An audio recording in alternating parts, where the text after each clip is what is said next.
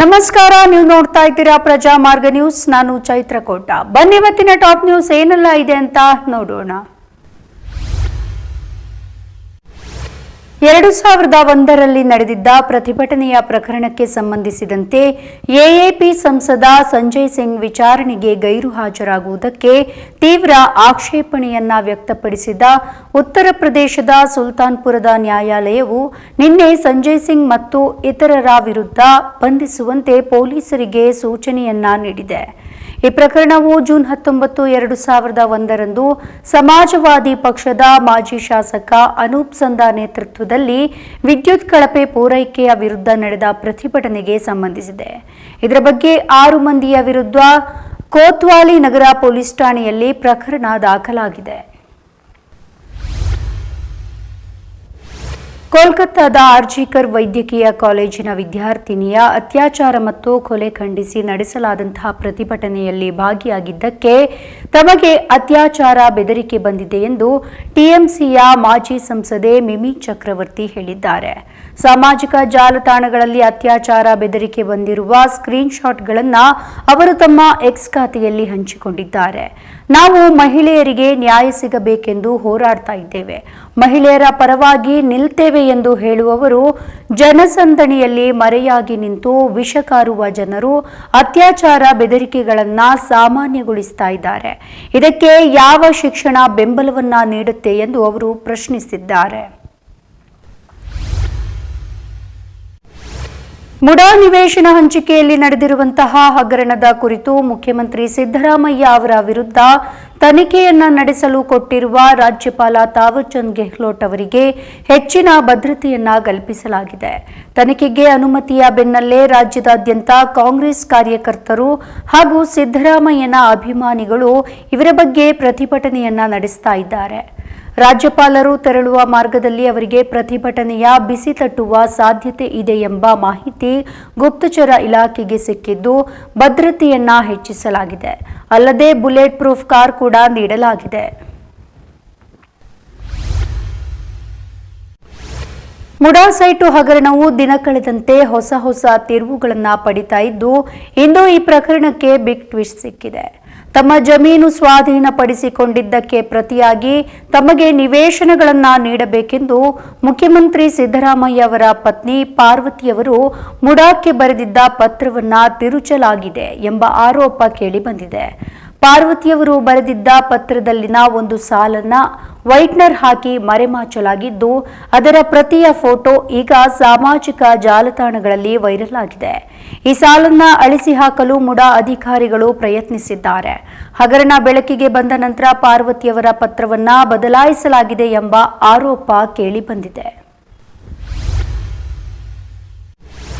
ಮುಡಾ ಹಗರಣದಲ್ಲಿ ಮುಖ್ಯಮಂತ್ರಿ ಸಿದ್ದರಾಮಯ್ಯ ರಾಜೀನಾಮೆಗೆ ಆಗ್ರಹಿಸಿ ನಾಳೆ ರಾಜ್ಯದಾದ್ಯಂತ ಬಿಜೆಪಿ ಪ್ರತಿಭಟನೆಗೆ ಕರೆ ನೀಡಿದೆ. ಬೆಂಗಳೂರು ನಗರ ಸೇರಿದಂತೆ ರಾಜ್ಯದಾದ್ಯಂತ ಜಿಲ್ಲಾ ಕೇಂದ್ರಗಳಲ್ಲಿ ಬಿಜೆಪಿ ಪ್ರತಿಭಟನೆಯನ್ನ ನಡೆಸಿ ಮುಖ್ಯಮಂತ್ರಿ ರಾಜೀನಾಮೆಗೆ ಒತ್ತಾಯಿಸಲಿಕ್ಕಿದೆ. ಅಲ್ಲದೆ ರಾಜ್ಯಪಾಲರ ವಿರುದ್ಧ ಅವಹೇಳನಕಾರಿ ಹೇಳಿಕೆಯನ್ನ ನೀಡಿದ ಕಾಂಗ್ರೆಸ್ ನಾಯಕರ ವಿರುದ್ಧ ಕೂಡ ಕ್ರಮಕ್ಕೆ ಆಗ್ರಹಿಸಿದ್ದಾರೆ. ಇದೇ ವಿಚಾರವಾಗಿ ಇಂದು ಪತ್ರಿಕಾಗೋಷ್ಠಿಯನ್ನ ನಡೆಸಿ ಬಿಜೆಪಿ ಮುಖಂಡ ಸುನಿಲ್ ಕುಮಾರ್ ಅವರು ರಾಜ್ಯಪಾಲರಿಗೆ ಅವಮಾನ ಮಾಡಿದ ಕಾಂಗ್ರೆಸ್ ಕ್ರಮವನ್ನ ಖಂಡಿಸಿ ಹಾಗೂ ಹಗರಣಗಳ ಹಿನ್ನೆಲೆಯಲ್ಲಿ ಮುಖ್ಯಮಂತ್ರಿಗಳ ರಾಜೀನಾಮೆಗೆ ಆಗ್ರಹಿಸಿ ನಾಳೆ ರಾಜ್ಯದ ಎಲ್ಲಾ ಜಿಲ್ಲಾ ಕೇಂದ್ರಗಳಲ್ಲೂ ಕೂಡ ಬಿಜೆಪಿ ವತಿಯಿಂದ ಪ್ರತಿಭಟನೆಯನ್ನ ನಡೆಸಲಾಗುವುದು ಎಂದು ತಿಳಿಸಿದ್ದಾರೆ.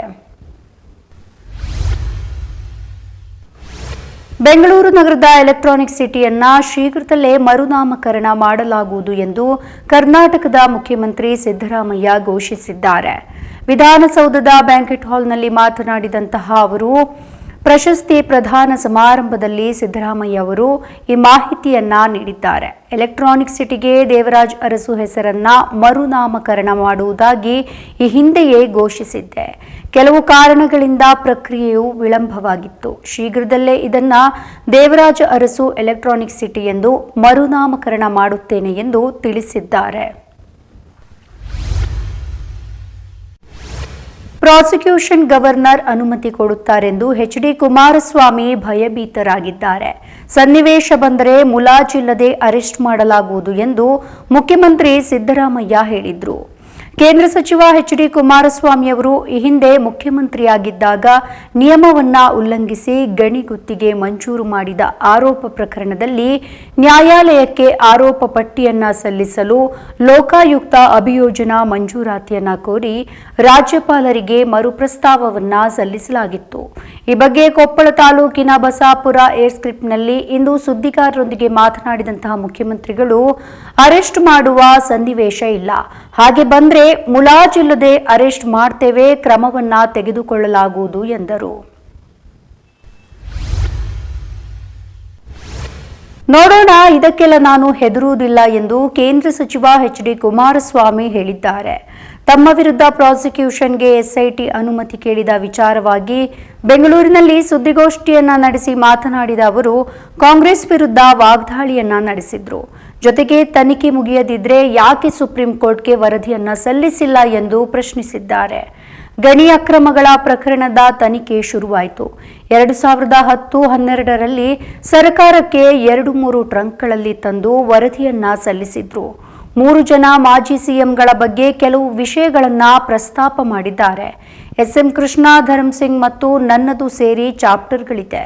ಜಂತಕಲ್ ಮತ್ತು ಸಾಯಿ ವೆಂಕಟೇಶ್ವರ್ ಬಗ್ಗೆ ಯುವಿ ಸಿಂಗ್ ಕೊಟ್ಟಿರುವ ವರದಿಯಲ್ಲಿ 2 ಪ್ರಕರಣಗಳಲ್ಲಿ ಯಾವುದೇ ಕ್ರಮಕ್ಕೆ ಶಿಫಾರಸು ಮಾಡುವುದಿಲ್ಲ, ಮುಂದಿನದ್ದು ಸರ್ಕಾರಕ್ಕೆ ಬಿಟ್ಟಿದ್ದು ಎಂದಿತ್ತು. ಅವತ್ತಿನ ಸರ್ಕಾರದ ಮೇಲೆ ದಾಖಲೆಗಳ ಸಮೇತ ಜನತೆಯ ಮುಂದೆ ಇಟ್ಟೆ ಎಂದು ತಿಳಿಸಿದ್ರು. ಖಾಸಗಿ ಅನುದಾನಿತ ಮತ್ತು ಅನುದಾನ ರಹಿತ ಶಾಲೆಗಳಲ್ಲಿ 25% ಸೀಟು ಬಡ ವಿದ್ಯಾರ್ಥಿಗಳಿಗೆ ಕೊಡಬೇಕು ಎಂಬ ನಿಯಮ 2009ರಲ್ಲಿ ರೂಪಿಸಲಾಗಿತ್ತು.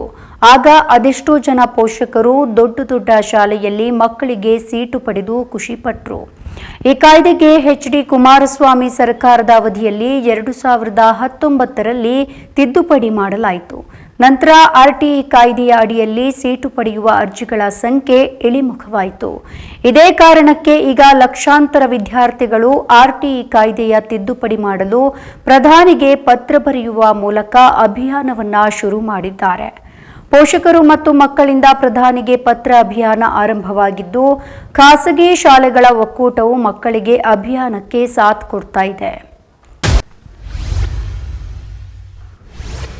ಸಂಕಷ್ಟದ ಸ್ಥಿತಿಯಲ್ಲಿರುವ ಬೈಜೂಸ್ ಸಂಸ್ಥೆಯಲ್ಲಿ ಉಳಿದಿರುವ ಉದ್ಯೋಗಿಗಳಿಗೆ ಇನ್ನೂ ಕೂಡ ಸಂಬಳ ಆಗಿಲ್ಲ. ಕಾನೂನು ಸಂಕೋಲೆಗಳ ಕಾರಣಕ್ಕೆ ಫಂಡಿಂಗ್ ಫ್ರೀಸ್ ಆಗಿರುವ ಹಿನ್ನೆಲೆಯಲ್ಲಿ ಜುಲೈ ತಿಂಗಳ ಸಂಬಳ ಇನ್ನೂ ಬಿಡುಗಡೆಯಾಗಿಲ್ಲ. ಆಗುತ್ತೋ ಇಲ್ಲವೋ ಎಂದು ಗೊಂದಲದಲ್ಲಿರುವ ಉದ್ಯೋಗಿಗಳಿಗೆ ಬೈಜೂಸ್ನ ಸಂಸ್ಥಾಪಕ ಮತ್ತು ಸಿಇಒ ಬೈಜು ರವೀಂದ್ರನ್ ಅಭಯ ನೀಡಿದ್ದಾರೆ. ಹೇಗಾದರೂ ಮಾಡಿ ಆದಷ್ಟು ಬೇಗ ಸಂಬಳಕ್ಕೆ ವ್ಯವಸ್ಥೆ ಮಾಡುವುದಾಗಿ ಉದ್ಯೋಗಿಗಳಿಗೆ ಬರೆದ ಇಮೇಲ್ನಲ್ಲಿ ತಿಳಿಸಿದ್ದಾರೆ ಎನ್ನಲಾಗಿದೆ. ದಿವಾಳಿ ತಡೆ ಪ್ರಕ್ರಿಯೆ ಹಿನ್ನೆಲೆಯಲ್ಲಿ ಕಂಪನಿಯ ಫಂಡಿಂಗ್ ಅನ್ನು ಫ್ರೀಸ್ ಮಾಡಲಾಗಿರುವ ವಿಚಾರವನ್ನು ತಿಳಿಸಿದ ಅವರು, ವೈಯಕ್ತಿಕವಾಗಿ ಇನ್ನಷ್ಟು ಸಾಲ ಮಾಡಿಯಾದರೂ ಸರಿಯಾದ ಸಮಯಕ್ಕೆ ಸಂಬಳವನ್ನು ನೀಡಲಾಗುತ್ತದೆ. ಇದು ಕೇವಲ ಭರವಸೆಯಲ್ಲ, ಬದ್ಧತೆ ಎಂದು ಹೇಳಿದ್ದಾರೆ. ಇವಿಷ್ಟು ಈ ಹೊತ್ತಿನ ಟಾಪ್ ನ್ಯೂಸ್. ವಿನೂತನ ಸುದ್ದಿಗಾಗಿ ನೋಡ್ತಾ ಇರಿ ಪ್ರಜಾಮಾರ್ಗ ನ್ಯೂಸ್. ಇದು ಜನಸಾಮಾನ್ಯರ ಧ್ವನಿ. ನಮಸ್ಕಾರ.